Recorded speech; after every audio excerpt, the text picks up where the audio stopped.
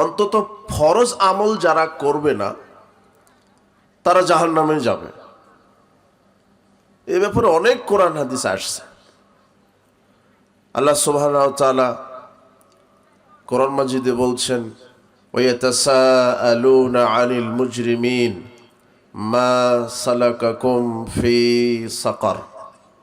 আল্লাহ পাপীদেরকে জিজ্ঞাসা করবেন যে তোমরা কি পাপ করে জাহান্নামে এসেছো। ক্বালু লাম নাকু মিনাল মুসাল্লিন। তখন তারা যেই পাপের কথা মুখ দিয়ে বাহির করবেন তারা বলবে যে আমরা সালাত আদায় করতাম না। তারা কি আদায় করত না? সালাত। আল্লাহ বলবেন কি পাপ করে জাহান্নামে আসছো? তোরা বলবে না যে আমরা সুদ খেতাম, জেনা করতাম, মদ পান করতাম, মিথ্যা কথা বলতাম। মিথ্যা কথা বলা নেকি না পাপ? সুদ খাওয়া, জেনা করা পাপ, মানুষ হত্যা করা পাপ। কিন্তু আল্লাহ বলবেন যে পাপীদেরকে আল্লাহ বলবেন কি পাপ করে জাহান্নামে আসছে। তোরা কোন পাপের কথা মুখ দিয়ে বাহির করবেন? মানে আপনার জানা নাই যে সালাত আদায় না করলে পাপ হয়, এটা আপনার জানাই নেই। আপনি শুধু জানেন যে সুদ খেলে কি হয়, জেনা করলে পাপ হয়, মিথ্যা কথা বললে পাপ হয়। কিন্তু সালাত যে আদায় না করলে পাপ হয় এটা জানেন? আপনার সারা জীবনের সুদের পাপ, জেনার পাপ, ঘুষের পাপ, দুর্নীতির পাপ একদিকে, আর একক তো সালাত ইচ্ছাকৃত হবে ছেড়ে দেওয়া একদিকে, এটার পাপ সবচেয়ে বেশি। সারা জীবন যদি আপনি জেনা করেন তা আপনি মুশরিক অথবা কাফের হবেন না। কিন্তু আল্লাহর নবী বলছেন যে ব্যক্তি সজ্ঞানে স্বেচ্ছায় সালাত আদায় করতে করতে ছেড়ে দিল এক ওয়াক্ত, ইচ্ছা করে, বদমাশি করে, পড়বো না। আল্লাহর নবী বলছেন ইবনে মাজার 1080 নম্বর হাদিসে, মান তারাকাহা ফাকাদ আশরাকা। যে ব্যক্তি সালাত আদায় করতে করতে ছেড়ে দিল সে মুশরিক হয়ে গেল। এখন এ যদি মারা যায় এর আর গোসল হবে না, কাফন হবে না, জানাজা হবে না, দাফন হবে না। কথা বুঝে নেব না। সালাত আদায় করতে করতে ছেড়ে দিলে সে কি হয়ে গেল? মুশরিক। আর যে একদমই পড়ে না, একদমই পড়ে না, সপ্তাহ চলে যায় একদিনও পড়ে না, মাস চলে যায় একদিনও 5 ওয়াক্ত সালাত আদায় করে না, এ হলো কাফের। আর যে সালাত আদায় করতে করতে ছেড়ে দিল সেই মুশরিক। কিন্তু কোরআন হাদিসে কোথাও বলা হয়নি যে যে সুদ খায় সে মুশরিক, যে মিথ্যা কথা বলে সে মুশরিক। আর 3 শ্রেণীর মানুষের জন্য আল্লাহ বিচারের মাঠে রাসূল সাল্লাল্লাহু আলাইহি ওয়াসাল্লাম সুপারিশ করবেন না। তার এক হচ্ছে যারা বিদাত করে। বিদাত হচ্ছে রাসূল সাল্লাল্লাহু আলাইহি ওয়াসাল্লাম ইবাদত আকারে যেটা করেননি, করতে বলেননি, ইবাদত মনে করে নেকির আশায় ওটা করা হলো বিদাত, যেটা রাসূল সাল্লাল্লাহু আলাইহি ওয়াসাল্লাম দেননি। এ ব্যাপারে হাদিস আসছে কি, রাসূল সাল্লাল্লাহু আলাইহি ওয়াসাল্লাম বলছেন যে আমি সবার আগে হাউজে কাউসারে যাব।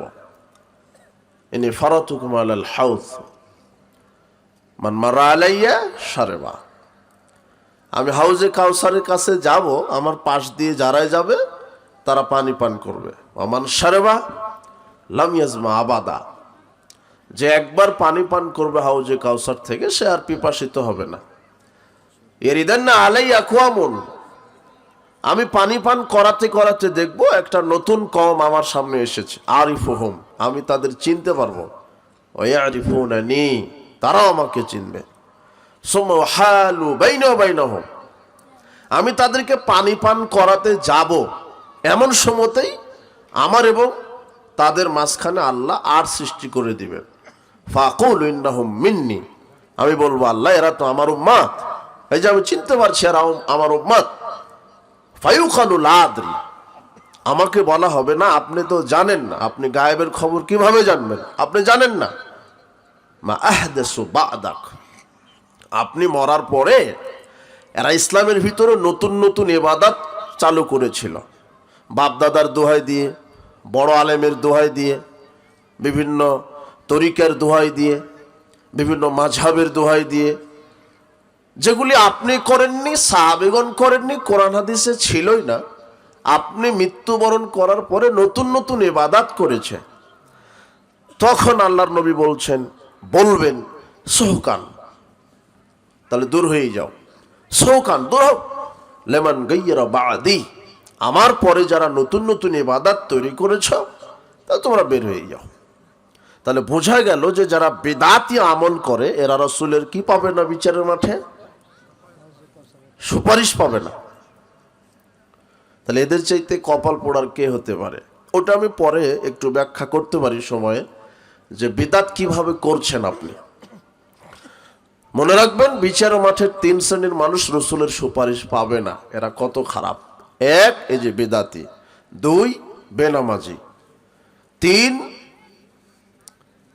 আল্লাহর নবী বলছেন ফাক্তারতু শাফা, আমার সুপারিশ কেবল ওই ব্যক্তি পাবে, ওই ব্যক্তি লেমা মাতা, যেটা মারা গেছে, যে মানুষ, যেই ব্যক্তিটা মারা গেছে, লাইশুক বিল্লাহি শায়া, আল্লাহর সাথে শরিক করেনি। আল্লাহর সাথে শরিক না করে কেউ যদি মারা যায় তাহলে আমি তাকে সুপারিশ করব। তাহলে বেদাতি, বেনামাজি আর মুশরিক, এই 3 শ্রেণীর মানুষ কার সুপারিশ পাবে না? রাসূল সাল্লাল্লাহু আলাইহি ওয়াসাল্লামের। তো বেনামাজি হলো মুশরিক, এ কথা আল্লাহ বলছেন, মুনিবিনা ইলাইহি ওয়াত্তাকু ওয়াকিমুস সালাহ ওয়ালা তাকুনু মিনাল মুশরিকিন। এটা সূরা রুমের একটা আয়াত। আল্লাহ বলছেন তোমরা আল্লাহর দিকে রুজু হও এবং তাকে ভয় করো আর সালাতকে কায়েম করো, মুশরিকদের অন্তর্ভুক্ত হয়ে যেও না। তার মানে যারা সালাত কায়েম করে না তারা কিসের অন্তর্ভুক্ত? এটা আল্লাহ বলছেন, যারা সালাত আদায় করে না। আপনি আবার বলছেন যে বেনামাজি, কোরআন হাদিসে বেনামাজি বলা হয়নি। যারা 5 ওয়াক্ত সালাত আদায় করে না এদেরকে ইসলামে বলা হয়েছে মুশরিক। কি? যেমন হিন্দু, ইহুদি, খ্রিস্টান, নাসারা, মজুজি, অগ্নি পূজক, মূর্তি পূজক, এরা কি? মুশরিক। তো বেনামাজি কি? হিন্দুকে আপনি মুশরিক বলছেন, আর বেনামাজিকে কে মুশরিক বলছে? তাহলে ওরা মুশরিক। এজন্য সালাত আদায়, আল্লাহ বলবেন যে কি পাপ করে আসছ, তোরা প্রথম কোন পাপের কথা বলবে? আমরা কি আদায় করিনি? তাহলে সালাত আদায় না করলে কি হয়? পাপ হয়। তাহলে যারা ইবাদত করছে না তারা জাহান্নামে যাচ্ছে। কোরআন মাজিদের আয়াত, যারা সালাত, সিয়াম, হজ, যাকাত আদায় করবে না তারা জাহান্নামে যাবে। কিন্তু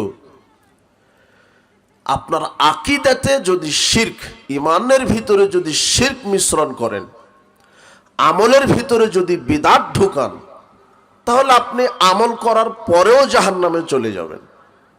যারা সালাত, সিয়াম, হজ, যাকাত একদমই করছে না, এরা না করার কারণে জাহান্নাম। আর এক শ্রেণীর মানুষ সালাত, সিয়াম, হজ, যাকাত করেই জাহান্নামে চলে যাবে। তার দলিল কোথায়? ওটাও কোরআন মাজিদে আছে।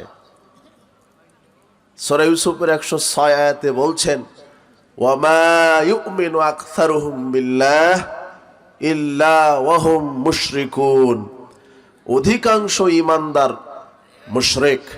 কি? কারা মুশরিক? মানুষ মুশরিক না। ইহুদি, খ্রিস্টান, হিন্দুকে আল্লাহ, ওটা তো এমনিতেই মুশরিক, কিন্তু আল্লাহ বলছেন অধিকাংশ মুমিন কি?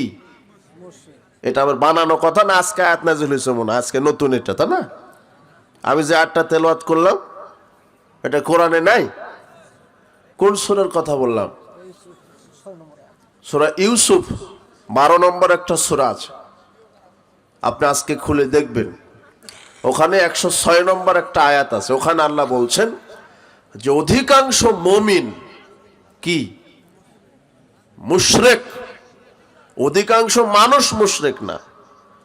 যারা মূর্তি পূজা করে, যারা আল্লাহ ছাড়া অন্য কাউকে সেজদা করে এরাও তো মুশরিক, কিন্তু অধিকাংশ মুমিন কি মুশরিক? কি কারণ? আবু হুরায়রা রাদিয়াল্লাহু আনহু বলছেন, নবী করিম সাল্লাল্লাহু আলাইহি ওয়াসাল্লাম বলেছেন, বাদিরু বিল আমালি ফিতানান কাকিতাইল লাইলিল মুজলিম। পৃথিবীর মানুষ অন্ধকার গাঢ় কালো রাত্রির মতো ফিতনা আসার পূর্বেই সৎকর্মের দিকে ধাবিত হও। ইউসবিহুর রাজুলু মুমিনান ওয়া ইউমশি কাফিরান। এমন একটা সময় চলে আসবে, মানুষ সকালে থাকবে মুমিন, সন্ধ্যায় হয়ে যাবে কাফের। ওয়া ইউমশি মুমিনান ওয়া ইউসবিহু কাফিরান। সন্ধ্যায় থাকবে মুমিন, সকালে হবে কাফের। ইয়াবিউ দীনাহু বিআরাদিম মিনাদ দুনিয়া। এরা দিনের বিনিময়ে, দুনিয়ার বিনিময়ে দিনকে বিক্রি করে দিবে, দুনিয়ার বিনিময়ে দিনকে বিক্রি করে দিবে। তার মানে বোঝা যাচ্ছে যে সকালে যেই লোকটা মুমিন থাকবে, সকালে সে কাফের মুশরিক হয়ে যেতে পারে। কি কারণে? তার আকীদার ভিতরে যদি শিরক ঢুকে যায়, তার বিশ্বাসের ভিতরে যদি কুফরি ঢুকে যায়, তার আকীদার ভিতরে যদি ভ্রান্ত বিশ্বাস কুফর ঢুকে যায়, তাহলে সে মুশরিক অথবা কাফের হয়ে যাবে। এই কথা আল্লাহ কোরআন মাজিদে বলছেন সূরা মায়েদার 5 নম্বর আয়াতে, ওয়া মায়াকফুর বিল ঈমান ফাকাদ হাবিতা আমালুহু ওয়া হুয়া ফিল আখিরাতি মিনাল খাসিরিন। যারা ঈমানের সাথে কুফরি করেছে, ঈমানের ভিতরে কুফর শিরক ঢুকিয়েছে, এদের ঈমান আমল বাতিল হবে। সূরা আনামের 82 আয়াতে বলছেন, আল্লাযীনা আমানু, যারা ঈমান এনেছে, ওয়ালাম ইয়ালবিসু ঈমানাহুম বিযুলম, এবং যারা ঈমানের ভিতরে শিরক মিশ্রণ করেনি। ঈমানের ভিতরে শিরক মিশে যায়। কি মিশে যায়? ঈমানের ভিতরে যখন শিরক মিশ্রিত হয়, তখন ওই লোকটা মুশরিক অথবা কাফের হয়ে যায়। এক গ্লাস দুধের ভিতরে যদি 1 ফোঁটা পেশাব ছেড়ে দেন, তাহলে পেশাব অপবিত্র হয়ে যাবে না? আমার ভুল হলো, কি অপবিত্র হবে? কেন? পেশাবের কি অপরাধ? পেশাব তো অপবিত্র হওয়ার কথা। পেশাব কি? ওটা তো আগে থেকেই কি অপবিত্র। অপবিত্র, ওটা অপবিত্রই। অপবিত্র পবিত্র জিনিসকে কি করে? নষ্ট করে। তাহলে 1 ফোঁটা পেশাব 1 গ্লাস দুধে পড়ে গেলে দুধ যেমন নষ্ট হয়, মানুষের ঈমানের ভিতরে শিরক ঢুকে গেলে ঈমান কি হয়ে যায়? নষ্ট, বাতিল। এই কথায় আল্লাহ সুবহানাহু ওয়া তাআলা বলছেন, ওয়া মা ইউমিনু আকসারুহুম বিল্লাহ ইল্লা ওয়া হুম মুশরিকুন। অধিকাংশ মুমিন, অধিকাংশ ঈমানদার ঈমান আনার পরও মুশরিক হয়ে যাবে। কেন? এরা আল্লাহকে বিশ্বাস করে, কিন্তু ঈমানের ভিতরে শিরকও মিশ্রিত করে, কুফরিও মিশ্রিত করে। কিভাবে করছে? সেজদা একমাত্র কাকে দিতে হবে?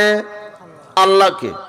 আল্লাহ কোরআন মাজিদে বলছেন, সূর্য চন্দ্র গাছপালা যা কিছু আছে সব আমাকে সেজদা দেয়। কিন্তু মানুষ কত কপাল পোড়া, মানুষ সেই সূর্যকে সেজদা দেয়, গাছকে সেজদা দেয়, পাথরকে সেজদা দেয়, মানুষকে সেজদা দেয়, পীরকে সেজদা দেয়, খানকাকে সেজদা দেয়, মাজারকে সেজদা দেয়, ওলি আউলিয়া গাউস কুতুব নামের পীরকে সেজদা দেয়। মানুষ যখন আল্লাহকে ছাড়া মাজার খানকা দরগা ওরসে সেজদা দেয় ও আল্লাহকে বিশ্বাসও করে, ওকে যদি জিজ্ঞাসা করেন তোমার স্রষ্টাকে, বলবে আল্লাহ। তাহলে সেজদা পাওয়ার একমাত্র মালিক কে? ও আল্লাহ বলবে আল্লাহকেও সেজদা দেওয়া যায়, মাজার খানকা পীরকেও সেজদা দেওয়া যায়। যারা খানকা ওরস দরগায় আল্লাহকে মসজিদে সেজদা দেওয়ার পরে মাজার খানকা ওরসে সেজদা দেয়, এরা ঈমান আনার পরে কি মুশরিক। এরা বিশ্বাস করে আল্লাহকে। এরা আবু জেহেল, উতবা, সাইবা, মুগিরা এর চাইতে নিকৃষ্ট মুশরিক। কেন? আবু জেহেল, উতবা, সাইবা কোনোদিন কাবা ঘরে গিয়ে আল্লাহকে সেজদা দেয়নি। তারা সারা জীবন শুধু মাজার খানকা মূর্তিকে সেজদা দিয়েছে। কিন্তু এদেশের যারা কবর পূজারী, মাজার পূজারী, খানকা পূজারী, দরগা পূজারী, এরা আবু জেহেলের চাইতে টাটকা মুশরিক। কেন? এরা আল্লাহর সাথে ঠাট্টা করে, আবার পীরের সাথেও ঠাট্টা করে। এরা হলো টাটকা মুনাফিক মুশরিক একটা। কথা বুঝেছেন? এই জন্যই আল্লাহ বলছেন যে ঈমান আনার পরে এরা হবে মুশরিক, মানে আল্লাহর সাথে অন্য কাউকে শরীক করা। এরা আল্লাহকে সেজদা দেয়, কবর মাজার খানকাতেও সেজদা মারে। উপস্থিত বৈঠকের মুসলিম দিনী ভাই বোন, বলছিলাম আপনার আকীদার ভিতরে শিরকে মিশ্রিত করলে ঈমান নষ্ট হবে। বিচারের মাঠে আপনি আমল করার পরেও জাহান্নামে চলে যাবেন। সহিহ বুখারীর 5058 নম্বর একটা হাদিস আসছে, যেই হাদিসে বলা হচ্ছে, এর আগে বলা হলো যে বিচারের মাঠে আল্লাহ অপরাধীদেরকে জিজ্ঞাসা করবেন, কি অপরাধ করে জাহান্নামে আসছো? তারা বলবে যে আমরা সালাত আদায় করিনি, তাই জাহান্নামে এসেছি। এবারে যারা সালাত আদায় করে, দৈনিক 5 ওয়াক্তই করে, এরাও জাহান্নামে চলে যাবে অধিকাংশ। এই কথা মুহাম্মদ সাল্লাল্লাহু আলাইহি ওয়াসাল্লাম বলছেন। বুখারীর 5058 নম্বর হাদিস, আল্লাহর নবী বলছেন, ইয়াখরুজু ফিকুম কওমুন, সাহাবীগণ, অচিরেই একটা জাতি বের হবে, তাহকিরুনা সালাতাকুম মা সালাতিহিম, তারা এত বেশি সালাত আদায় করবে যে তোমাদের সালাতকে অল্প মনে করবে। তারা বেশি বেশি সালাত আদায় করবে। ওয়া সিয়ামাকুম মা সিয়ামিহিম, তারা এত বেশি সিয়াম রাখবে যে তোমাদের সিয়ামকে তারা তুচ্ছ মনে করবে। ওয়া আমালাকুম মা আমালিহিম, তারা এত বেশি আমল করবে যে তোমাদের আমলকে তারা তুচ্ছ মনে করবে। কিন্তু তারা বেশি সালাত, সিয়াম, হজ, যাকাত আদায় করবে। তারা 5 ওয়াক্ত তো করবে, তাহাজ্জুদও করে। তারা রমাদানের সিয়াম তো রাখবে, নফল সিয়ামও রাখবে। আরে তারা দৈনিক কোরআন মাজিদ খতম দিবে। ইয়াকরাউনাল কোরআন, তারা এত কোরআন তেলাওয়াত করবে, কিন্তু কি হবে? লা ইউজাইজু হানাজিরাহুম, তাদের সালাত, সিয়াম, কোরআন তাদের কণ্ঠের নিচে নামবে না, তাদের আমল কবুল হবে না। ইয়ামরুকুনা মিনাদ-দ্বীন, তারা ইসলাম থেকে ওইভাবে বের হয়ে যাবে, কামা ইয়ামরুকুস সাহমু মিনার রামিয়া, যেভাবে ধনুক থেকে তীর বের হয়ে যায়।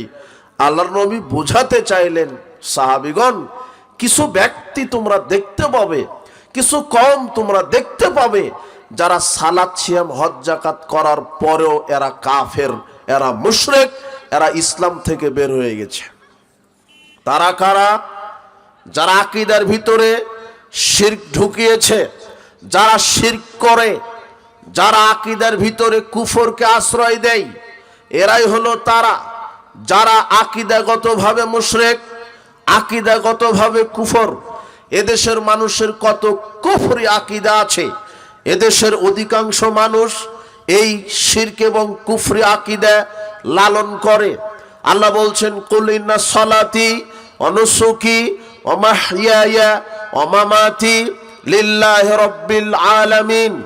আল্লাহ আমাদের নবী মুহাম্মদ সাল্লাল্লাহু আলাইহি ওয়াসাল্লামকে শিক্ষা দিচ্ছেন, তুমি বলো এইভাবে, বলো আমার সালাত, আমার কুরবানি, আমার হায়াত, আমার মওত, আমার যা কিছু সব আল্লাহর জন্য নিবেদিত।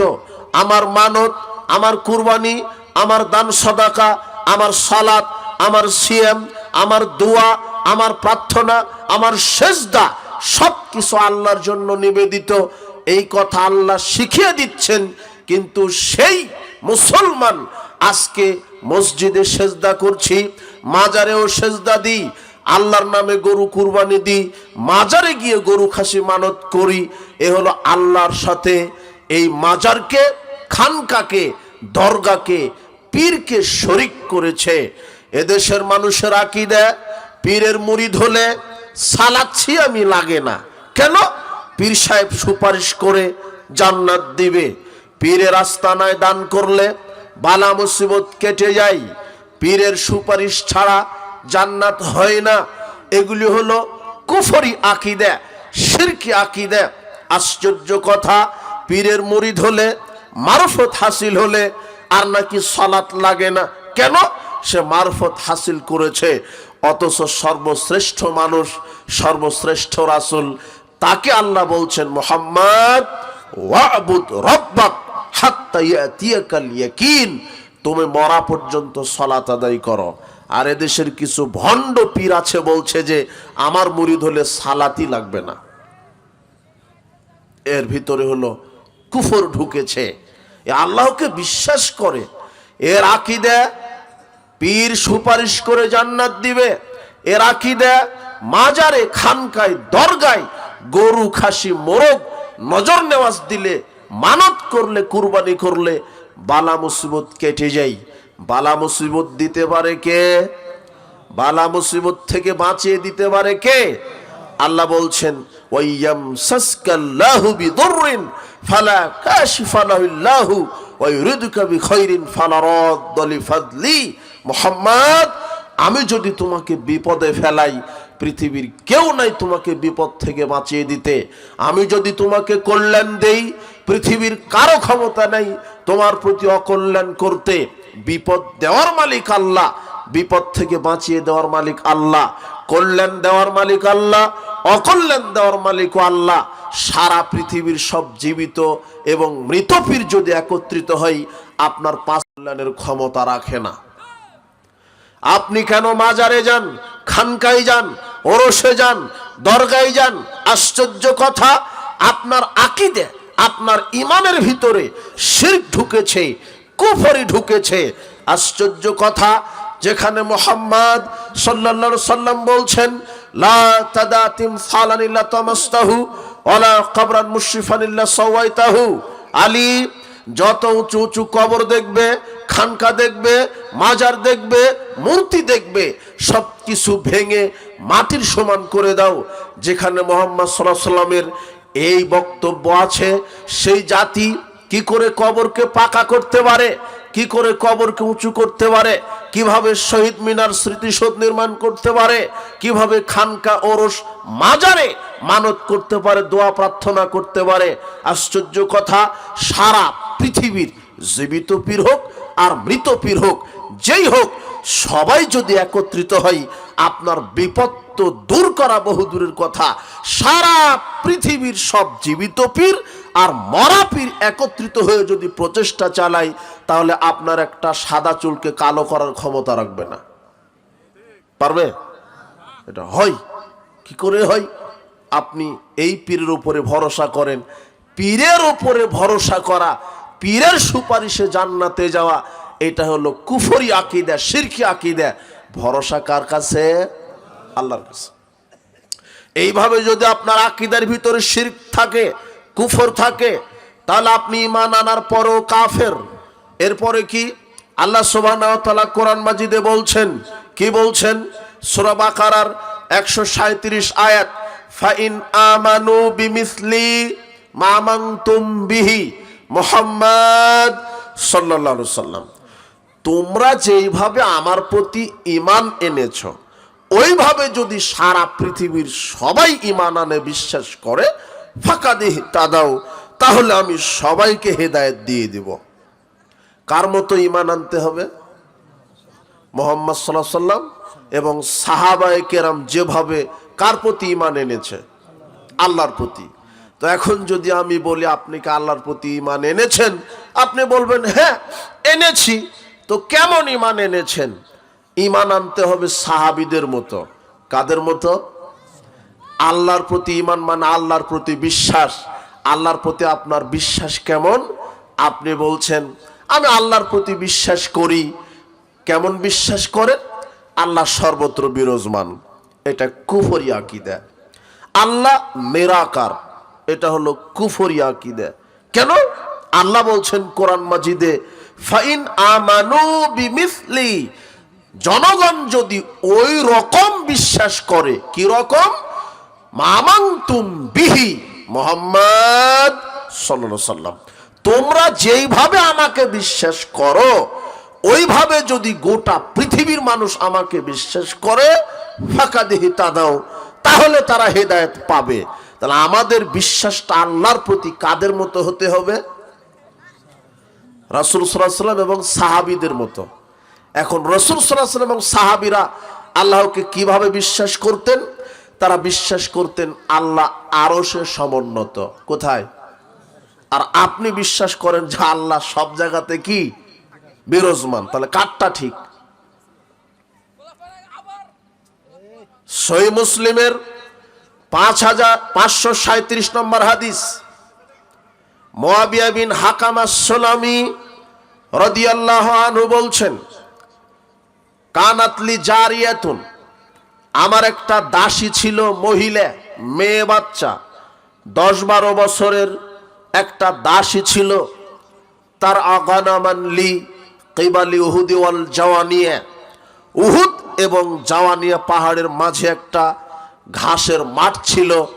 সেখানে আমার এই 10-12 বছরের দাসীটা আমার ছাগল চরাতো। ইত্তালাতু যাতা ইয়াউমিন, তো আমি একদিন পর্যবেক্ষণ করলাম, দেখি তো আমার দাসী আমার ছাগল ঠিক ঠিক চড়াই নাকি ফাঁকি দেয়। ফাইদা যিবু কাদ যাহাবু বিশাতিম মিন গানামিহা, তো আমি একদিন পর্যবেক্ষণ করে দেখি যে ছাগল ঘাস খাচ্ছিল, হঠাৎ পাহাড়ের পাদদেশ থেকে একটা নেকড়ে বাঘ এসে আমার একটা ছাগলকে ধরে নিয়ে চলে গেল। ফাসাকাতু সাকাতান, ইয়া রাসূলুল্লাহ আনা রাজুলুম মিন বানি আদম, আমি আদমের সন্তানের মতোই তো একটা সন্তান। আসাফু কামা ইয়াসিফুনা, আমি রাগান্বিত হয়ে গেছি যেভাবে সাধারণ মানুষ রাগান্বিত হয়। আমি সাহাবী হয়েছি তো কি হয়েছি, সাধারণ মানুষ যেভাবে রাগান্বিত হয় আমিও রাগান্বিত হয়েছি। রাগান্বিত হয়ে সাকাতু সাকাতান, একটা চড় মেরেছি আমার দাসীকে। তো আমি চড় মারার পর থেকে ইতস্তত করছি, আহারে ছোট্ট মহিলা মানুষ, ও এতগুলি ছাগল দেখভাল করবে কিভাবে? একটা নেকড়ে বাঘ ছাগল নিয়ে গেছে, একটা ছাগলকে নেকড়ে বাঘ নিয়ে গেছে, তাই আমি একটা জোরে চড় মারলাম। ইয়া রাসূলুল্লাহ, আমি এটা বড় অপরাধ মনে করছি। আফালা উতিকুহা, আমি কি আমার এই দাসীকে মুক্ত করে দিব? তখন আল্লাহর নবী বলছেন, আতিনি বিহা, তোমার দাসীকে আমার কাছে নিয়ে আসো। ফাতাইতুহু বিহা, আমি তখন রসুলের কাছে আমার দাসীকে নিয়ে গেলাম। আমার দাসী যখন রসুলের সামনে গেলেন, প্রথম প্রশ্ন আল্লাহর নবী আকীদা ঈমানকে পরীক্ষা করে নিলেন, যা আসলে সেই দাসীর ভিতরে কুফর আছে না ঈমান আছে। আল্লাহর নবী বলছেন দাসীকে, এই আইনাল্লাহ, বলো তো আল্লাহ কোথায়? তখন 10 থেকে 12 বছরের ছাগলের রাখাল বলছে, ফিস সামায়ে, আল্লাহ হলেন আসমান আকাশের ওপরে আরশে সমুন্নত। মান আনা, এবার বলো তো আমি কে?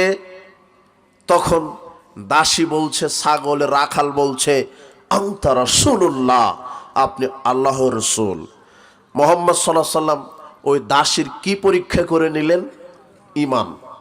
তা আসলে ঈমানের ভিতরে কুফর আছে কিনা, শিরক ঢুকে আছে কিনা। প্রথম প্রশ্ন করেছেন আকীদা বিষয়ে, তার বিশ্বাস আল্লাহ সম্পর্কে কি, সে কি বলে নাকি সর্বত্র আল্লাহ বিরাজমান, না কোথায়? তখন এই দাসী বলছে আল্লাহ কোথায়? আর আপনার হুজুর বলে কোথায়? আপনার হুজুর 36 বছর বুখারী পড়াই, মুসলিম পড়াই, তারপরে বলছে আল্লাহ সব জায়গাতে থাকে। ছাগলের রাখাল জানে আল্লাহ আরশে সমুন্নত, আর এদেশের এক শ্রেণীর কানা মুফতি বলছে আল্লাহ সব জায়গাতে থাকে। তাহলে আকীদাতে সমস্যা, কথা বুঝেননি মনে হয় আমার। হাদিস তো মুসলিম, তোমার হুজুরকে আগামীকাল সকালে পড়তে বলো, ও তো 60 বছর সহিহ মুসলিম পড়াই, কিন্তু কি চশমা পড়ে আছে, কালো চশমা পড়লে তো হাদিস দেখতে পাবে না। 537 নম্বর হাদিস। আকীদাকে পরিষ্কার করেন। আপনি বলছেন ইমামে আজম, আর ইমামে আজম তো মুহাম্মদ সাল্লাল্লাহু আলাইহি সাল্লাম। আর আপনি বলছেন ইমামে আজম আবু হানিফা। আপনার সাথে একটা কথা বলি, ইমামে আজম আবু হানিফা রাহিমাহুল্লাহ তিনি বলছেন, আম্মান ক্বালা, যে ব্যক্তি বলল রব্বি ফিস সামায়ে আম ফিল আরদে লা আরিফু, আমি জানি না আল্লাহ আকাশে না জমিনে, ফাকাত কাফারা, সে কুফরি করলো। সে কি করলো? ইমাম আবু হানিফা নিজে বলছেন, যে ব্যক্তি বলবে যে আল্লাহ আরশে, আকাশে না জমিনে আমার জানাই নাই, তাহলে সে কুফরি করলো। লিআন্নাল্লাহ ইয়াকুল, কেননা আল্লাহ নিজে বলেছেন আর রহমান আলাল আরশে ইস্তাওয়া, রহমান দয়াবান, আল্লাহ আরশে সমুন্নত, তিনি আরশের উপরে উঠেছেন। ইমাম আবু হানিফার আকীদা ছিল আল্লাহ সর্বত্র বিরাজমান নাকি আল্লাহ আরশে সমুন্নত। ইমাম ইবনে তাইমিয়ার মাজমু ফাতোয়ার 5ম খণ্ডের 47 পৃষ্ঠাতে এই কথা স্বর্ণাক্ষরে লেখা আছে। তোমার হুজুর যেন পড়াশোনা করে, ইমাম আবু হানিফার আকীদা আল্লাহ সব জায়গায় নন। আল্লাহ কোথায়? বুঝেননি মনে হয় আমার কথা। তো আপনি কোন মার্কা হানাফি? আপনি বলছেন যে আল্লাহ সব জায়গাতে আছে। আপনি ইমাম আবু হানিফার নাম ভাঙিয়ে শুধু খাচ্ছেন, জাতিকে আপনি প্রতারণা দিচ্ছেন, মনে করেন বিচার মাঠে আপনি ধরা খাবেন ইনশাআল্লাহ। ইমাম আবু হানিফার নাম ভাঙিয়ে খায়েন না। ইমাম আবু হানিফা যে আকীদা মানহাজে বিশ্বাসী ছিলেন, আপনি তারই অনুসরণ করেন। মিজানুল কুবরার 1ম খণ্ডের 62 পৃষ্ঠাতে ইমাম আবু হানিফা রাহিমাহুল্লাহ বলেছেন, হে আমার জাতি, ইয়াকুম ওয়াল কাউলে ফি দীনিল্লাহি বির রায়, তোমরা ইসলামের কথা বলতে গিয়ে নিজের মতো করে বলো না। আলাইকুম বিত্তিবাই সুন্নাহ, তোমরা অবশ্যই রাসূলের সুন্নাহকে অনুসরণ করবে। কার সুন্নাহ? রাসূলের। ফামান খারাজা, যে ব্যক্তি রাসূলের সুন্নাহ থেকে বের হয়ে যাবে, ফাকাদ দাল্লা, সে পথভ্রষ্ট হয়ে যাবে। এই বক্তব্য কার? ইমাম আবু হানিফার। এরপরে আল্লাহ সর্বত্র বিরাজমান নন, আল্লাহ আরশের উপরে উঠেছেন, আল্লাহ আরশে সমুন্নত, এটা কোরআন মাজিদ আল্লাহ বহুবার বলেছেন। এটা সালাফদের আকীদা, সাহাবীদের আকীদা, মুহাম্মদ সাল্লাল্লাহু আলাইহি সাল্লামের আকীদা। এটা আপনি যে ইমামকে অনুসরণ করেন, ইমাম আবু হানিফারও এই আকীদা। আপনি বলছেন আল্লাহ নিরাকার, জি না, আল্লাহর আকার আছে। আল্লাহ নিরাকার কি করে হয়? আশ্চর্য কথা, যে আল্লাহ আপনাকে আকার দিয়ে তৈরি করতে পারলো, সে আল্লাহ নিরাকার, এটা কি হয়? আপনাকে কি সুন্দর দুটো হাত দিয়েছে, চক্ষু দিয়েছে, কর্ণ দিয়েছে, পা দিয়েছে, কত সুন্দর করে যিনি সৃষ্টি করেছেন, সেই আল্লাহরই আকার নাই, এটা কি হয়? অথচ আল্লাহ নিজে তার পরিচয় কোরআনে নিজে দিচ্ছেন। কিভাবে? সূরা সাদের 75 নম্বর আয়াতে আল্লাহ বলছেন, ইবলিসকে বলছেন, ইয়া ইবলিস মা মানাকা আন তাসজুদা লিমা খালাকতু বিয়াদাইয়া, হে ইবলিস, আমি যে আদমকে 2 হাত দ্বারা সৃষ্টি করলাম, সে আদমকে তোমাকে কে সেজদা দিতে বাধা দিল? আল্লাহ কয় হাতে আদমকে সৃষ্টি করেছেন? 2 হাত। আল্লাহ নিজেই বলছেন, আমি আমার 2 হাত দিয়ে আদমকে তৈরি করেছি। তাহলে আল্লাহর কয়টা হাত আছে? 2টা। এরপরে সূরা হুদের 37 আয়াত আল্লাহ বলছেন, নূহ ওয়াসনাইল ফুলকা বিআয়ুনিনা, হে নূহ, তুমি আমার 2 চোখের সামনে নৌকা তৈরি করো। আল্লাহর কি আছে? চোখ। আল্লাহ সুবহানাহু ওয়া তাআলা কোরআন মাজিদে বলছেন, ইয়াউমা ইয়াকশাফান সাকিউ ওয়া ইয়াদউনা ইলা সুজুদি ফালা ইস্তাতিউন, বিচারের মাঠে আল্লাহ পায়ের নলা প্রকাশ করবেন, যাতে করে মানুষ তাকে সেজদা দিতে পারে। কিন্তু যারা দুনিয়াতে 5 ওয়াক্ত সালাত আদায় করেনি, তারা আল্লাহকে সেজদা দিতে পারবে না। আল্লাহ সুবহানাহু ওয়া তাআলা অত্র আয়াতে বললেন যে আমি আমার পায়ের 2টি নলা প্রকাশ করব। তাহলে আল্লাহর পায়ের 2টা কি আছে? নলা আছে। এরপরে সহিহ বুখারীতে আল্লাহর নবী বলছেন, ফাম্মান নার ফালা তামতালিউ, জাহান্নাম পূর্ণ হবে না। মানুষকে যখন জাহান্নামে দিবে, জিন জাতিকে যখন জাহান্নামে দিবে, তখন পূর্ণ হবে না। হাত্তা ইয়াজাল্লাহু রিজলাহু, অবশেষে আল্লাহ যখন তার পা ঢুকিয়ে দিবেন, তখন জাহান্নাম পূর্ণ হয়ে যাবে। জাহান্নামে আল্লাহ তার কি ঢুকিয়ে দিবেন? এগুলো তো কোরআন হাদিস। তার মানে কোরআন হাদিসে আল্লাহ তার পরিচয় যেভাবে দিয়েছেন, আমাকে ওইভাবেই বিশ্বাস করতে হবে। সাহাবীরা ওইভাবেই বিশ্বাস করতেন। এখন আপনি বললেন আল্লাহর আকার না নিরাকার? আকার। তবে আল্লাহর হাত আছে, এই কথা ঠিক। কেমন? এই কথা কোরআন হাদিসে আল্লাহ বলেননি।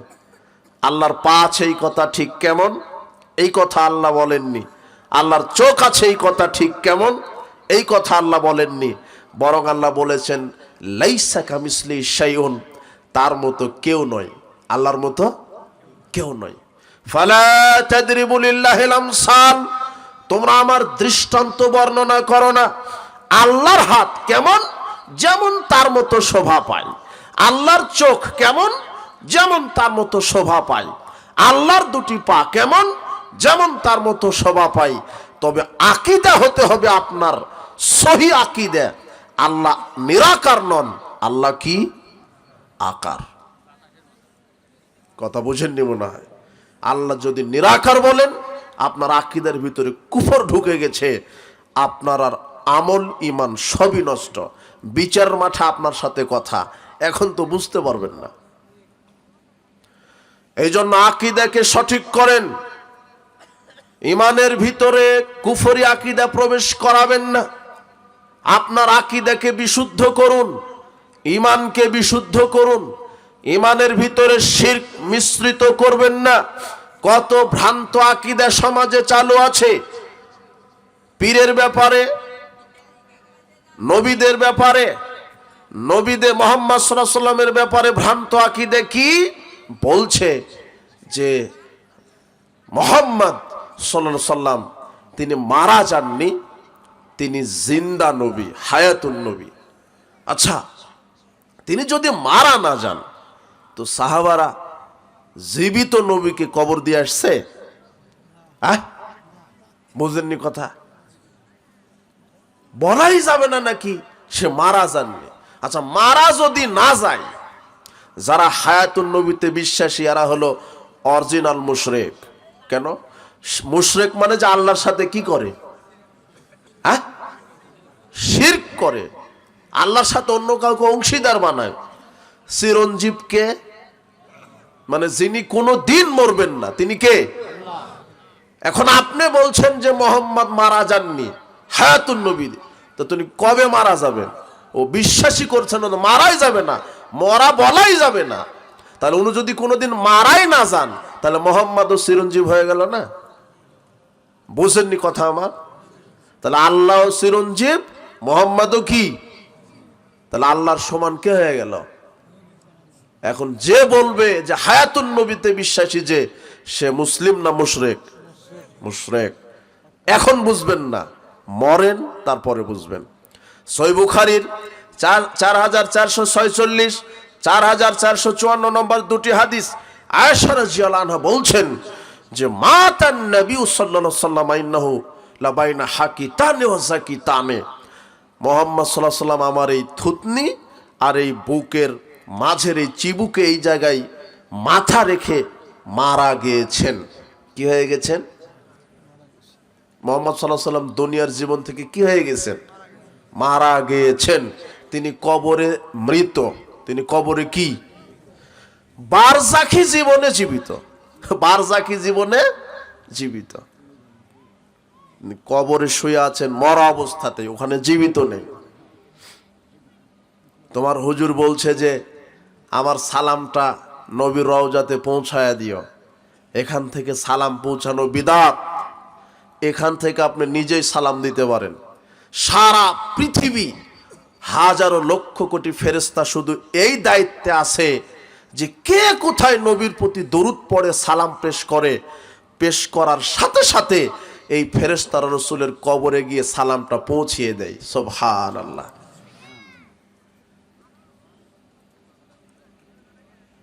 এটা হাদিস আসছে যে কেউ যদি রসুলকে সালাম দেয়, সালামের জবাব নেন, তার মানে তিনি কবরে কি আছে?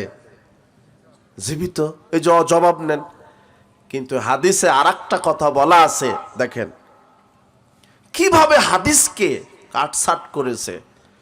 আবু দাউদের 241 নম্বর হাদিস, রাসূল সাল্লাল্লাহু আলাইহি ওয়াসাল্লাম বলছেন, মা মিন আহাদিন ইউসাল্লিমু আলাইয়া, যে কোনো ব্যক্তি যদি আমাকে সালাম দেয়, ইল্লা রাদ্দাল্লাহু আলাইয়া রূহি, আল্লাহ তখন আমার দেহে রূহ ফেরত দেন।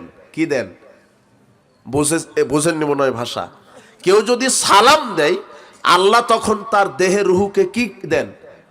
আচ্ছা, তিনি যদি জীবিতই থাকেন, তাহলে রূহ আবার ফেরত দেওয়ার প্রয়োজন আছে? বুঝেননি? বুঝেছেন? তার মানে যখন কেউ সালাম দেন, তখন আল্লাহ তার দেহে কি ফেরত পাঠান? রূহ। হাত্তা রুদ্দা আলাইহিস সালাম, আল্লাহ নবী বলছেন, যখন আমার দেহে রূহকে প্রবেশ করানো হয়, তখন আমি সালামের জবাব দিই। কেউ যদি বিশ্বাস করে হায়াতুন নবীতে বিশ্বাসী, সে মুশরিক। তিনি বারজাখী জীবনে জীবিত আছেন। নবীরা কবরে সালাত আদায় করেন, এটা নবীদের জন্য খাস। কিভাবে করেন আল্লাহ জানেন, কিন্তু বলা যাবে না যে দুনিয়ার ভালো মন্দ দেখতে পান। ব্রেলবিদের এই জন্যই তো আকীদা, ব্রেলবিদের আকীদা কি, যে মুহাম্মদ সাল্লাল্লাহু আলাইহি ওয়াসাল্লাম কবরে থেকেই মানুষ যেমন হাতের তালু দেখতে পায়, মুহাম্মদ সাল্লাল্লাহু আলাইহি ওয়াসাল্লাম তার কবরে থেকে সারা বিশ্ব দেখেন, সারা বিশ্ব নাকি পরিচালনা করেন।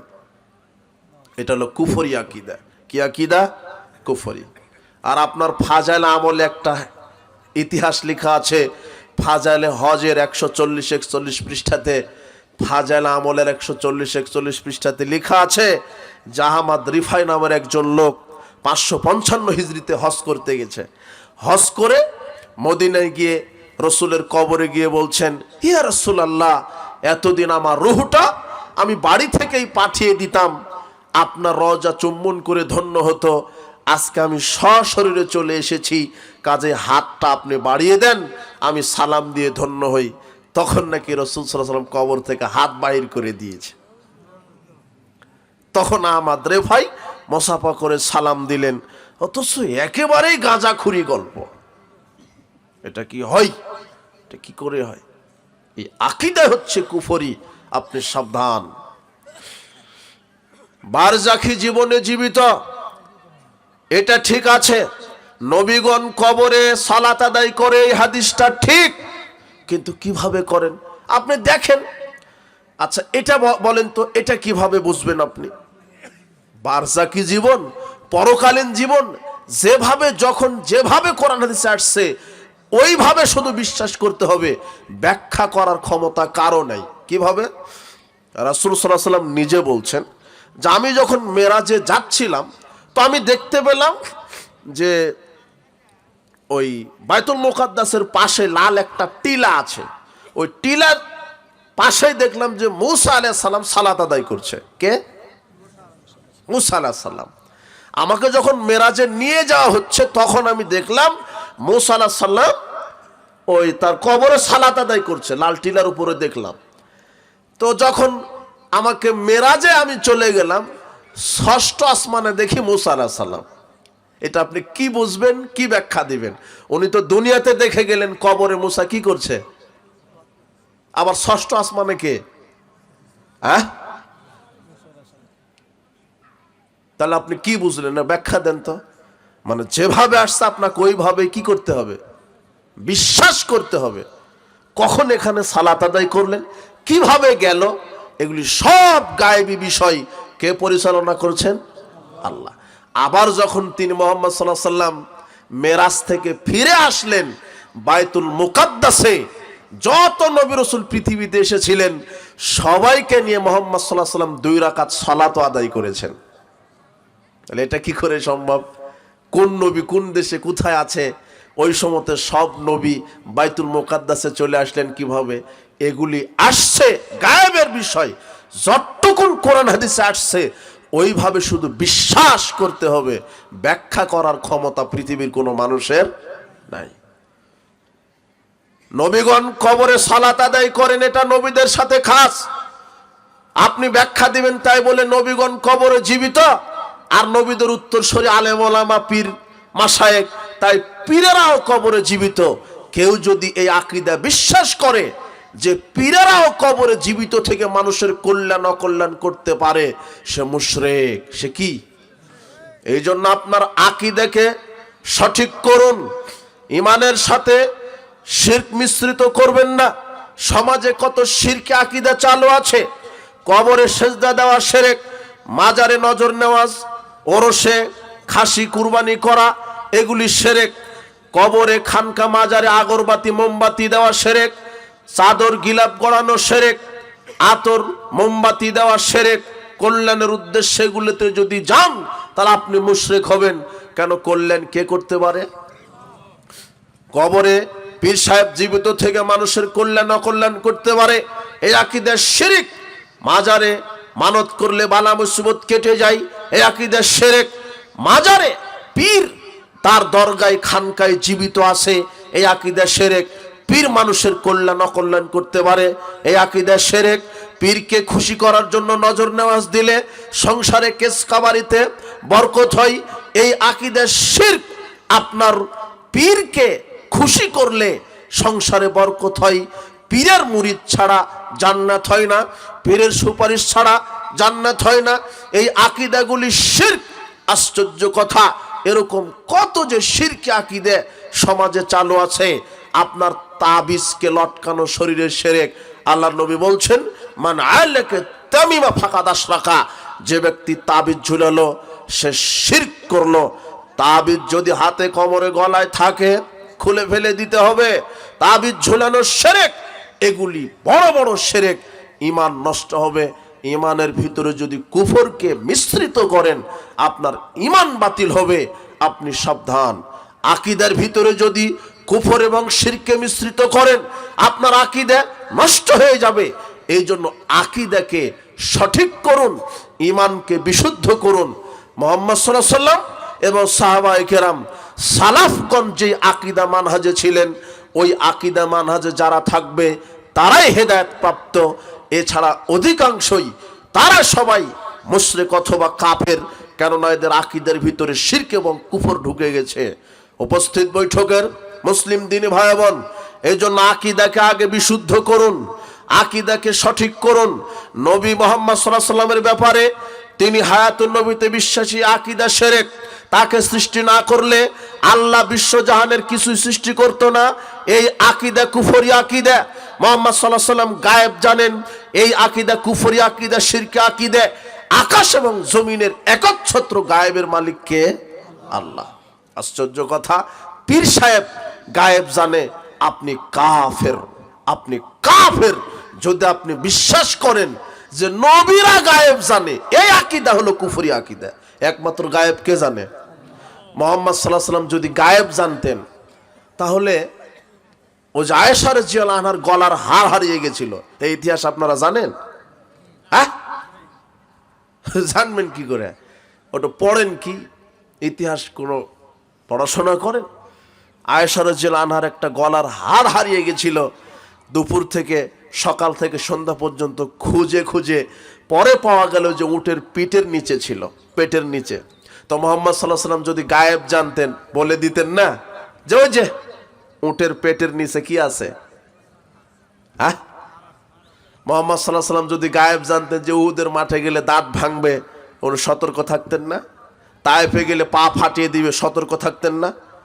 আয়েশা রাদিয়াল্লাহু আনহা জেনাকারিনী মহিলা অপবাদ দিল, তো মুহাম্মদ সাল্লাল্লাহু আলাইহি ওয়াসাল্লাম আয়েশাকে সাময়িকভাবে সন্দেহের মধ্যে পড়ে গেছিলেন যে আসলেই কি তাই। প্রায় 1 মাস পরে আল্লাহ সুবহানাহু ওয়া তাআলা 10টি আয়াত নাজিল করে আয়েশা রাদিয়াল্লাহু আনহার সতীত্বের সার্টিফিকেট আল্লাহ দিয়ে দিলেন। তো তিনি গায়েব জানলে তো জাতিকে আগেই বলে দিতেন আয়েশা জেনায় লিপ্ত হয়নি। কথা বুঝেননি? তিনি অতটুকুনি জানেন যতটুকুন কে জানিয়েছেন? আল্লাহ। ওর বেশিও জানে না, কমও জানে না। আল্লাহ বলছেন কোরআন মাজিদে সূরা নামলের 65 আয়াতে, কুল লা ইয়ালামু মান ফিস সামাওয়াতি ওয়াল আরদিল গায়বা ইল্লাল্লাহ। আপনি বলেন আকাশ জমিনের গায়েবের খবর আল্লাহ ছাড়া কেউ জানে না। সূরা আনামের 50 আয়াতে এর চাইতে স্পষ্ট আয়াত আর কি হতে পারে? 50 নম্বর আয়াতে আল্লাহ শিখিয়ে দিচ্ছেন, মুহাম্মদ আপনি এইভাবে বলেন, কি লা আ'লামুল গায়ব, হে জাতি আমার গায়েব জানা নাই। এটা কে বলছেন? মুহাম্মদ সাল্লাল্লাহু আলাইহি ওয়াসাল্লাম। গায়েব কে জানে? এই আকীদা, কুফরি আকীদাকে পরিবর্তন করুন। মুহাম্মদ সাল্লাল্লাহু আলাইহি ওয়াসাল্লাম নূরের তৈরি, এটাও শিরকি আকীদা। আপনি সাবধান, মুহাম্মদ সাল্লাল্লাহু আলাইহি ওয়াসাল্লাম মাটির তৈরি। আল্লাহ কোরআন মধ্যে বলছেন, কুল ইন্নামা আনা বাশারুম মিসলুকুম, বলো আমি তো তোমাদের মতোই মানুষ। আমাদের মতোই মুহাম্মদ সাল্লাল্লাহু আলাইহি ওয়াসাল্লাম কি? শুধু পার্থক্য কি? ওনার কাছে ওহী আসেন আর আমাদের কাছে ওহী আসেন না, এটা আল্লাহ বলে দিয়েছেন। তিনি মাটির তৈরি, এটাই সঠিক আকীদা, নূরের তৈরি নয়। নূরের তৈরি যদি আপনি বলেন, তাহলে মুহাম্মদ সাল্লাল্লাহু আলাইহি ওয়াসাল্লামের সম্মান বাড়ানো হলো না, কমিয়ে দিলেন আপনি। কেন? নূর, মাটি নূরকে সেজদা করেছিল না নূর মাটিকে সেজদা করেছিল? বলেন।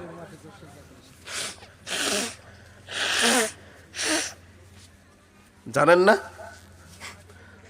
ফেরেশতা আদমকে সেজদা করেছিল না আদম ফেরেশতাকে? আর আদম? তাহলে কার মর্যাদা বেশি? হ্যাঁ, আদম আলাইহিস সালামের। ঠিক আছে, কিন্তু মাটির মর্যাদা বেশি না নূরের? নূর মাটিকে সেজদা দিছে না মাটি নূরকে? তো এখন যদি আপনি বলেন মুহাম্মদ নূরের তৈরি, তাহলে মর্যাদা কমলো না বাড়লো? কথা বুঝেননি? সারা পৃথিবীর সব ফেরেশতা একদিকে, সারা পৃথিবী আকাশ জমিনের সব ফেরেশতা এক দাড়ি পাল্লাতে, আর একজন মুমিন ব্যক্তি মানুষ এক দাড়ি পাল্লাতে। এই মুমিন ব্যক্তির ওজন আল্লাহ ভারী বেশি করে দিবেন। মুহাম্মদ সাল্লাল্লাহু আলাইহি ওয়াসাল্লাম মাটির তৈরি, এটাই সঠিক আকীদা। আপনার আকীদাকে সঠিক করুন, আকীদার সাথে কুফর শিরক মিশ্রণ করবেন না, তাহলে আপনি বিচারের মাঠে ক্ষতিগ্রস্তদের অন্তর্ভুক্ত হবেন। উপস্থিত বৈঠকের মুসলিম দিনী ভাই বোন, সংক্ষেপে আপনাকে আকীদার বিষয়টা বুঝালাম। যদি আপনার আকীদাটা সঠিক থাকে, তখন আল্লাহর নবী বলছেন যে মান ক্বালা লা ইলাহা ইল্লাল্লাহ ইনদা আখিরি, যে ব্যক্তি মৃত্যুর সময়তে লা ইলাহা ইল্লাল্লাহ বলে মারা যাবে, আল্লাহ তাকে জান্নাতে প্রবেশ করাবেন। কোন ব্যক্তি? যে ব্যক্তি আকীদার ভিতরে শিরক মিশ্রণ করেনি। মান কানা আখিরু কালামি লা ইলাহা ইল্লাল্লাহ দাখালাল জান্নাহ। আল্লাহ বলছেন যার শেষ বাক্য হবে লা ইলাহা ইল্লাল্লাহ, সে কোথায় যাবে? জান্নাতে। মানে লা ইলাহা ইল্লাল্লাহ, এই লা ইলাহা ইল্লাল্লাহ সম্পর্কে আপনার আকীদা বিশুদ্ধ হতে হবে। আকীদা যদি বিশুদ্ধ না হবে না, বিচারের মাঠে আল্লাহ মানুষের তাওহীদ দেখবেন আগে, পাপ দেখবেন পরে। তাওহীদ যদি ঠিক থাকে, তাওহীদের ভিতরে যদি শিরক না থাকে, কুফর না থাকে, তাহলে আল্লাহ আপনাকে ক্ষমা করবেন। রাসূল সাল্লাল্লাহু আলাইহি ওয়াসাল্লাম বলছেন, আল্লাহ বিচারের মাঠে বলবেন, ইয়া ইবনে আদম লাও আতাইতানি বি কুরাবিল আরদি খাতায়া, তুমি যদি এই জমিন পরিমাণ পাপ নিয়ে উপস্থিত হও, ফামালাকিতানি লা তুশরিক বিশায়া, আর আমার সাথে যদি শিরক না করে উপস্থিত হও, লা তাইতুকা বি কুরাবিহা মাগফিরা, আমি এই জমিন পরিমাণ ক্ষমা নিয়ে তোমাকে ক্ষমা করে দেব। এই জন্য আকীদার ভিতরে শিরক ঢুকাবেন না, তাওহীদের ভিতরে, ঈমানের ভিতরে শিরক কুফর ঢুকাবেন না। যদি শিরক থাকে, ইন্নাল্লাহা লা ইউশরিক, নিশ্চয় আল্লাহ, ইন্নাল্লাহা লা ইউশরিকু বিহি, নিশ্চয় আল্লাহ তার সাথে শিরক যে করে সেই পাপ আল্লাহ ক্ষমা করেন না। ইন্নাল্লাহা, নিশ্চয় আল্লাহ ওই পাপ ক্ষমা করে না যেটা তার সাথে শিরক করা হয়। ওয়া ইয়াগফিরু দুনা যালিকা লিমান ইয়াশা, এছাড়া তিনি যে কোনো পাপ ক্ষমা করে দিতে পারেন, কিন্তু শিরকের পাপ আল্লাহ কি করবেন না?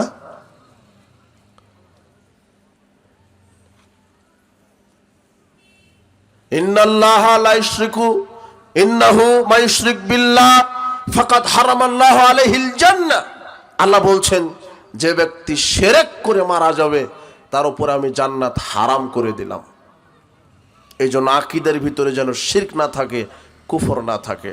সংক্ষেপে আমি বলছিলাম ভ্রান্ত আকীদা, ভ্রান্ত আমল। এখন আমলটা যদি ভ্রান্ত হয়, আকীদা যদি ভ্রান্ত হয়, কুফর আর শিরক থাকে, তাহলে তো আপনি ঈমান নষ্ট হয়ে গেল, আপনি জান্নাতে প্রবেশ করতে পারবেন না। আমলের ভিতরে যদি বেদাত ঢুকে যায়, আমলটা ভ্রান্ত হয়ে যাবে। সমাজে কত ভ্রান্ত আকীদা আছে, এটা আপনাকে অল্প বোঝানোর চেষ্টা করা হলো, কিন্তু সমাজে অনুরূপ আমলের দিকেও ভ্রান্ত আমল আছে। ভ্রান্ত আমল যদি আপনার ঘটে যায়, তাহলে আমল ওটা বাতিল হবে, ওই আমল দিয়ে জান্নাত হবে না। এই জন্য আমলটা সুন্নাহ অনুযায়ী করতে হবে। কি অনুযায়ী? রাসূলের সুন্নাহ অনুযায়ী। যদি রাসূল সাল্লাল্লাহু আলাইহি ওয়াসাল্লামের তরিকায় আমলটা না হয়, তাহলে সেই আমলটা হবে বিদআতি আমল, ভ্রান্ত আমল, পথভ্রষ্ট আমল। এই জন্য অধিকাংশ মানুষ বিচারের মাঠে ক্ষতিগ্রস্তদের অন্তর্ভুক্ত হবে। প্রচলিত সমাজে অনেক আমল আছে, মানুষ ভ্রান্ত আমল করছে, বিদআতি আমল করছে। এদেশের মানুষ সালাত আদায় করে, সালাতটা আদায় করে বিদআতের মাধ্যমে, সালাত শুরুই করেনি, তাতেই শুরুর পূর্বেই অনেক কয়টা বিদআত করছে। সিয়াম পালন করে, সিয়ামে বিদআত। কোরআন তেলাওয়াত করে, কোরআনে বিদআত ঢুকিয়েছে। আজানের জবাবটা দেয়, সেখানে বিদআত ঢুকিয়েছে। তাসবিহ পাঠ করে, সেখানে বিদআত ঢুকিয়েছে। ওযুটা করে, সেখানে বিদআত ঢুকিয়েছে। আপনি ওযু করবেন, ওযুর শুরুতে দোয়া তৈরি করেছে কি? বিসমিল্লাহির রহমানির রহিম, আল ইসলামু হাক্কুন ওয়াল কুফরু বাতিলুন, আল ঈমানু নূরুন ওয়াল কুফরু যুলমাতুন। এটা একটা ওযুর দোয়া, অথচ এটা ওযুর দোয়া বলে কোনো দোয়াই না। কোরআন হাদিসে এই দোয়াই নাই। এটা মাওলানা সাহেব তৈরি করেছে, যেটা রাসূল সাল্লাল্লাহু আলাইহি ওয়াসাল্লাম বলেননি, করেননি, করতে বলেননি। সেটাই হলো বিদআতি আমল। রাসূল সাল্লাল্লাহু আলাইহি ওয়াসাল্লাম কি বলেছেন? তোমরা ওযুর শুরুতে বিসমিল্লাহ বলো। কি বলো? বিসমিল্লাহ। এতটুকুনি যথেষ্ট। ওযুর শুরুতে বিসমিল্লাহ। ফাজল আমলে লেখা আছে, কেউ যদি একবার ওযু শেষ করে সূরা কদর পড়ে, সত্যবাদীদের সাথে বিচার মাঠে থাকবে। কেউ যদি ওযু শেষে দুইবার সূরা কদর পড়ে, শহীদদের সাথে থাকবে। কেউ যদি ওযু শেষ করে তিনবার সূরা কদর পড়ে, নবীদের সাথে থাকবে। হাদিস একেবারেই বানোয়াট। এই কথা রাসূল সাল্লাল্লাহু আলাইহি ওয়াসাল্লাম বলেননি। সূরা কদর আমি পড়তে নিষেধ করছি না, এখন পড়েন, হরফ প্রতি 10 নেকি পাবেন। কিন্তু ওযু করার পরে যে পড়তে হবে, এই কথা কে বলেননি? রাসূল সাল্লাল্লাহু আলাইহি ওয়াসাল্লাম বলেননি। রাসূল সাল্লাল্লাহু আলাইহি ওয়াসাল্লাম কি বলেছেন? তাহলে আমি সেটা দেখাতে পারবো। রাসূল সাল্লাল্লাহু আলাইহি ওয়াসাল্লাম বলেছেন যে মান তাওয়াদ্দা ফাহসানাল উযুয়া, যে ব্যক্তি ওযু করলো, সুন্দর করে ওযু করলো, এরপরে বলল আশহাদু আল্লা ইলাহা ইল্লাল্লাহু ওয়াহদাহু লা শারীকা লাহু ওয়া আশহাদু আন্না মুহাম্মাদান আবদুহু ওয়া রাসূলুহু, এইটা যে পড়লো, ফতিহাত লাহু আবওয়াবিল জান্নাতি সামানিয়া, ওই ব্যক্তির জন্য আল্লাহ জান্নাতের 8টি দরজা খুলে দেন। এটা রাসূল সাল্লাল্লাহু আলাইহি ওয়াসাল্লামের দোয়া শেখানো। আপনি এই দোয়া পড়েন। আর এর পূর্বে যেই দোয়াটা, ওযুর শুরুর যে দোয়াটা, ওটা শয়তানের তৈরি করা। আর মুহাম্মদ সাল্লাল্লাহু আলাইহি ওয়াসাল্লাম দিয়েছেন বিসমিল্লাহ। আর মুহাম্মদ সাল্লাল্লাহু আলাইহি ওয়াসাল্লাম ওযুর শেষ করে বলছেন এই দোয়াটা বলো। আপনি কেন সূরা কদর পড়তে গেলেন, যেটা রাসূল সাল্লাল্লাহু আলাইহি ওয়াসাল্লাম পড়তে বলেননি?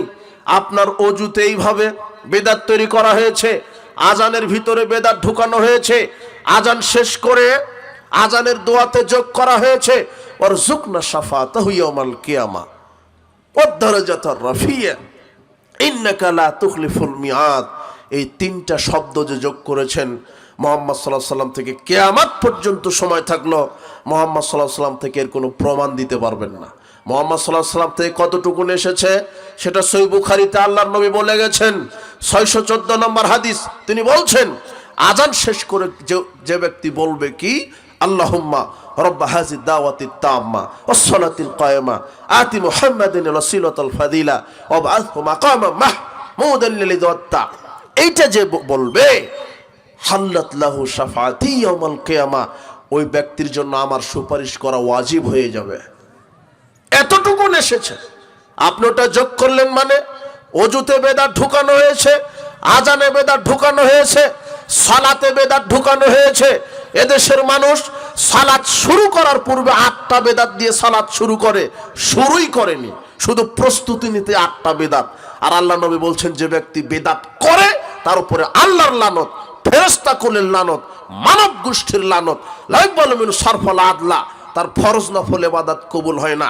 যে ব্যক্তি বেদাত করলো তার উপর আল্লাহর লানত, তার ফরজ নফল ইবাদত কবুল হয় না। অথচ দেশ চলছে বেদাতি আমলের উপরে, বেদাতি কর্মের উপরে। 8টি বেদাত দিয়ে সালাত শুধু শুরুই করার পূর্বে 8টি বেদাত। এক, হুজুর বাইশাদের পাগড়ি পড়ছে আর বলছে যে পাগড়ি পরে সালাত আদায় করা 70 রাকাত সালাত আদায়ের সমান। অথচ একেবারে টাটকা জাল কথা, যেই কথা মুহাম্মদ সাল্লাল্লাহু আলাইহি ওয়াসাল্লাম বলেননি। পাগড়ি পরেন, টুপি পরেন, এটা সালাফদের থেকে প্রমাণিত। পাগড়ি পরা সুন্নাত, কিন্তু পাগড়ি পরে সালাত আদায় করলে এত নেকি, আর পাগড়ি সারা সালাত আদায় করলে কম নেকি, এরকম হাদিস পৃথিবীতে নাই। আপনি পাগড়ি বাইশাদের পড়লেন, যখন মুয়াজ্জিন সাহেব ইকামত দিচ্ছে তখন আপনি বাইশাদের পাগড়ি পেচ্ছেন মানে, আর আপনার আকীদার ভিতরে এটা ঢুকে গেছে যে পাগড়ি পরে সালাত আদায় করলে 70 গুণ বেশি নাকি। এই কথা মিথ্যা কথা, এটা 1 নম্বর বিদআত। 2 নম্বর বিদআত কি? ও মুখে নিয়ত তৈরি করেছে। মুখে নিয়ত কি তৈরি করছে? নাওয়াইতু আনুসাল্লি লিল্লাহি তাআলা ফি যুহরি 4 রাকাত, ফিল আসর 4 রাকাত। এইভাবে জোহরের 1 নিয়ত, আসরের 1 নিয়ত, ফজরের 1 নিয়ত, মাগরিবের 1 নিয়ত, সুন্নতের 1 নিয়ত, নফলের 1 নিয়ত, তারাবির 1 নিয়ত, তাহাজ্জুদের 1 নিয়ত, জানাজার 1 নিয়ত। নিয়তের শেষ নাই। এই নিয়ত যে আরবিতে তৈরি করা হয়েছে, আগামীকাল এই দিনাজপুরের সবচেয়ে যে বড় হুজুর, সকালে আপনি বলবেন মাওলানা সাহেব আমরা যে বাপদাদা থেকে সালাতের মুখে আরবিতে নিয়ত বলছি, এই আরবিতে এই দোয়াটা হাদিসের কোন কিতাবে লেখা আছে? সহি দেখতে চাচ্ছি না, জয়ীফও দেখতে চাচ্ছি না, একটা জাল হাদিস হলেই হলো, আরবিতে লেখা থাকলেই হলো। বলতে পারবেন না মনে হয়? বুঝেন আমার কথা, বুঝেন? অথচ চলছে, লেখাই হয়নি। কে বা কে তৈরি করলো কেউ বলছে না। নিয়ত মুখে বলার জিনিস নয়, মুখে বলার জিনিস নয়, নিয়ত হলো অন্তরে করার জিনিস। নিয়ত অন্তরে করার জিনিস। 1 নম্বর বিদআত বাইশাদের পাগড়ি, 2 নম্বর বিদআত মুখে নিয়ত বলছে, 3 নম্বর বিদআত ইমাম সাহেব আলাদা একটা নিয়ত তৈরি করে নিয়েছে, বলছে আনা ইমাম হাদারা ওয়া মাইয়াহদুরুন, আমি উপস্থিত অনুপস্থিত সকলের ইমাম। অথচ এই বাক্য মুহাম্মদ সাল্লাল্লাহু আলাইহি ওয়াসাল্লাম বলেননি। 4 নম্বর বিদআত কি? জায়নামাজের দোয়া তৈরি করেছে হুজুর। হুজুর যদি বদনা আবিষ্কার করত, জাতি ওযু করে উপকৃত হতো। হুজুর জায়নামাজের দোয়া তৈরি করতে গেছে, বলছে যে ইন্নী ওয়াজজাহতু ওয়াজহি লিল্লাযী ফাতারাস সামাওয়াতি ওয়াল আরদি হানিফা। আর এটা কোরআনেই আছে। মনে হচ্ছে আয়াতটা হুজুরের বাপের উপরে নাজিল হয়েছিল। এটা কোরআনেই আছে। তো আয়াত তো কোরআনে আছে, কিন্তু এটা জায়নামাজে দাঁড়িয়ে পড়তে হয়, এই হাদিস কোথায় আছে? হাদিসের সব পাতা আপনাকে খুলে দিলে লেখাই নাই। অযথা চলছে। হুজুর তৈরি করেছে, বাপদাদা থেকে করে আসা হচ্ছে। জি না, জায়নামাজের দোয়া বলে কোনো দোয়া শরীয়তে নাই। 5 নম্বর বিদআত। 5 নম্বর বিদআত কি? মুয়াজ্জিন সাহেব ইকামত দেওয়ার আগেই বলছে যে আপনারা সবাই এখন উঠেন, কাতার সোজা করেন। মুয়াজ্জিনের দায়িত্ব শুধু ইকামত দেওয়া। কি দেওয়া? ইকামত। ইকামত মানে দাঁড়ানোর প্রস্তুতি। কি? ইকামত মানেই দাঁড়ানো। মসজিদের চতুর্দিকে মুসল্লিরা সিটিয়ে থাকবে, কেউ বা সালাত আদায় করবে। যখন মুয়াজ্জিন ইকামত দিবে, সঙ্গে সঙ্গে ফরজ সালাতের জন্য সবাই কাতারবদ্ধ হবে, দাঁড়িয়ে যাবে। এরপরে ইমাম সাহেব মুখ ঘুরিয়ে বলবে কাতার সোজা করুন, কাঁধে কাঁধ পায়ে পা মিলিয়ে দাঁড়ান। 6 নম্বর বেদাত কি? মুয়াজ্জিন সাহেব বলছে কদ কামাতিস সালাহ, কদ কামাতিস সালাহ, আকামাল্লাহ আদামাহা। জবাবে এটা বলছে, এটা রাসূল সাল্লাল্লাহু আলাইহি ওয়াসাল্লাম বলতে বলেননি। 7 নম্বর বেদাত কি? আশহাদু আন্না মুহাম্মাদুর রাসূলুল্লাহ, এর জবাবে বলছে আশহাদু আন্না মুহাম্মাদুর রাসূলুল্লাহ। জি না, আল্লাহর নবী বলছেন ফায়াকুলু মিসলা মা ইয়াকুলু মুয়াজ্জিন, আযান একামতে মুয়াজ্জিন যা বলে অনুরূপ বলো। মুয়াজ্জিন যদি আশহাদু আন্না মুহাম্মাদুর রাসূলুল্লাহ, আপনাকেও কি বলতে হবে? আশহাদু আন্না মুহাম্মাদুর রাসূলুল্লাহ। কিন্তু আপনি সাল্লাল্লাহু আলাইহি সাল্লাম বলছেন কেন? আজান একামতের বাহিরে যদি নবীর নাম শোনেন তাহলে কি পড়তে হয়? দরুদ, সংক্ষেপে সাল্লাল্লাহু আলাইহি ওয়াসাল্লাম। কিন্তু আজান একামতে যা বলছে মুয়াজ্জিন তাই বলতে হবে, হাইয়া আলাস সালাহ হাইয়া আলাল ফালাহ ব্যতীত। এরপরে কি? 8 নম্বর বেদাত, আশহাদু আন্না মুহাম্মাদুর রাসূলুল্লাহ শোনার সাথে সাথে অনেকে 2 বৃদ্ধাঙ্গুলিতে চুম্বন দিয়ে চোখ মাসা করছে, এটাও বেদাত। দেখেন, সালাত শুরুই করেনি, প্রস্তুতি নিতে 8টা বেদাত করলো, যেটা রাসূল সাল্লাল্লাহু আলাইহি সাল্লাম থেকে প্রমাণিত নয়। কত বেদাতি আমল আছে, মাযহাবের দোহাই দিয়ে সমাজে আমলকে টিকিয়ে রাখা হয়েছে। আপনার এদেশের লক্ষ লক্ষ মসজিদে সালাত হয়, সেখানে রসুলের সালাত নেই। যখন জামাতে কাতারে দাঁড়াচ্ছে দেখবেন 4 আঙ্গুল আধা হাত ফাঁকা রেখে কাতারে দাঁড়াচ্ছে, অথচ আল্লাহর নবী বলছেন আকিমুস সুফুফা, হে সাহাবীগণ তোমরা কাতার সোজা করে দাঁড়াও, হাজু বাইনাল মানাকিব ওয়াসুদ্দুল খালাল, কাঁধে কাঁধ মিলিয়ে দাঁড়াও, আর পরস্পরের 2 পায়ের মাঝের জায়গা ফাঁকা বন্ধ করে দাঁড়াও। ওয়ালাইনু বিআইদি ইখওয়ানিকুম, তোমাদের ভাইদের হাতের সাথে হাত মিলিয়ে দাঁড়াও। ওয়ালা তাজারু ফুরুজাতিল লিশাইতান, শয়তানের জন্য ফাঁকা রেখো না, শয়তানের জন্য ফাঁকা রেখো না। আবু দাউদের 666 নম্বর হাদিস। তার মানে আপনি যে ফাঁকা রেখেছেন 4 আঙ্গুল, ওখানে কে বসে আছে? শয়তান। এটা কেউ বোঝে না। 667 নম্বর হাদিসে রাসূল সাল্লাল্লাহু আলাইহি সাল্লাম বলেই দিলেন ইয়াদখুলু মিন খালালিস সাফ কান্নাল হাজাব। শোনো, ওই ফাঁকা জায়গাতে শয়তান ছাগলের বাচ্চার আকারে বসে থাকে। কিসের আকারে? আপনি যান, অধিকাংশ মসজিদে যান, 4 আঙ্গুল ফাঁকা রেখে দাঁড়িয়ে আছে। আমি কি মিথ্যা বলছি? বাপদাদা থেকে বাপদাদার দোহাই দিয়ে চলছে, রাসূল সাল্লাল্লাহু আলাইহি ওয়াসাল্লাম হাদিসের কোনো তোয়াক্কা তারা করছে না। আশ্চর্য কথা, বরং যুক্তি দিচ্ছে। আপনার এই হুজুর এত যুক্তি জানে, এ হুজুর বলছে যে আরে এটা তো বেয়াদবি হবে, পায়ের সাথে পা লাগিয়ে দাঁড়ালে নাকি এটা নাকি বেয়াদবি। কোথায়? ছাত্র শিক্ষক উস্তাদের পায়ের সাথে পা লাগিয়ে দিবে, মুচির পাটা মন্ত্রীর পায়ের সাথে লাগিয়ে দিবে, এটা তো বেয়াদবি। জি না, এটা বেয়াদবি নয়, বেয়াদবি হবে না, মানহানি হবে না, মর্যাদার হানি হবে না। মুহাম্মদ সাল্লাল্লাহু আলাইহি ওয়াসাল্লাম বলছেন, তাবারানী মুজামুল আওসাতের মধ্যে 5797 নম্বর হাদিস, রাসূল সাল্লাল্লাহু আলাইহি ওয়াসাল্লাম বলছেন মান সাদ্দা ফুরজাতান ফি সাফ, যে ব্যক্তি কাতারে দাঁড়ানোর সময় 2 পায়ের পরস্পরের 2 পায়ের মাঝের ফাঁকা জায়গা বন্ধ করে দাঁড়ালো, রাফাহুল্লাহু বিহা দারাজাতান, আল্লাহ তার মর্যাদাকে বৃদ্ধি করে দিল। ওয়া বানালাহু বাইতান ফিল জান্নাহ, শুধু কি তাই, আল্লাহ তার জন্য জান্নাতে একটা ঘর নির্মাণ করে দিবেন, শুধু এই ফাঁকা জায়গা বন্ধ করে দাঁড়ালে। এত ফজিলত। আল্লাহ অনেক মানুষের জন্য রহমত বর্ষণ করেন, ফেরেশতারা দোয়া করেন। তার এক শ্রেণী আছে যারা কাতারে দাঁড়ানোর সময় পায়ের সাথে পা মিলিয়ে দাঁড়ায়, আল্লাহ তাদের উপরে রহমত বর্ষণ করেন, আর ফেরেশতা তাদের জন্য ক্ষমা প্রার্থনা করেন। কত মর্যাদা! আর সমাজে অন্ধ খোঁড়া যুক্তি দিয়ে এই বেদাতি আমলকে চালু করা হয়েছে, যেটার একটা জাল হাদিসও নাই যে 4 আঙ্গুল ফাঁকা রেখে দাঁড়াতে হবে। মাযহাবের দোহাই দিয়ে বেদাতি সালাত কায়েম রেখেছেন। হুজুরকে কেউ বলে না, দলিলও চায় না। বলেন হুজুর 4 আঙ্গুল ফাঁকা রেখে দাঁড়াই, এটা রাসূল সাল্লাল্লাহু আলাইহি ওয়াসাল্লাম কোন হাদিসে বলেছেন? অথচ বলছে যে পায়ের সাথে পা লাগিয়ে দাঁড়াতে হবে, এটা হাদিসে আছে, এটা আমরা বিশ্বাস করি। রাফাল ইয়াদাইন করতে হবে, হাদিসে আছে, বিশ্বাস করি। বুকের উপরে হাত বাঁধতে হবে, হাদিসে আছে, বিশ্বাস করি। কিন্তু আমাদের মাযহাবে নাই, তাই আমরা আমল করি না। একেবারে নম্বর শ্রেণীর বলদ একটা, এটা গাধা। যেই মাযহাব মানতে গিয়ে হাদিসকে মানা হয় না,